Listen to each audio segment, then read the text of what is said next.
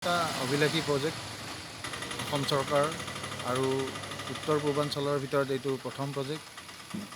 2010ৰ পৰাই কাম আৰম্ভ হৈছিল যদিও বিভিন্ন বাধা বিঘিনিৰ মাজত এই প্ৰজেক্টটো আধৰুৱা হৈ আছিল আৰু 2015ৰ শেষত পুনৰ কাম আৰম্ভ হৈছিল।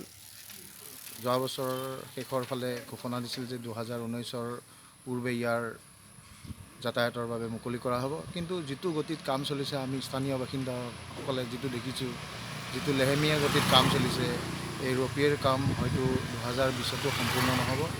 আৰু এনেদৰে চলিলে আমাৰ দৰে যিসকলে আগ্ৰহেৰে বাট চাই আছে তেওঁলোকে ব্যথিত হৈছে আৰু ৰাজহুৱা ধনৰ অপচয় হৈছে বুলি সচেতন মহলৰ লগতে স্থানীয় বাসিন্দাসকলে মতামত দিছে। যিহেতু দাদা লেবাৰ বা কোনো বিষয়া তাত দেখা নাপালোঁ, কিমান দিনৰ পৰা ধৰক কাম চলা নাই বুলি আপুনি ভাবে? হয়, ঈদৰ সময়, গতিকে ঈদৰ সময়ত যিসকল তাৰে বনোৱা আছে সেই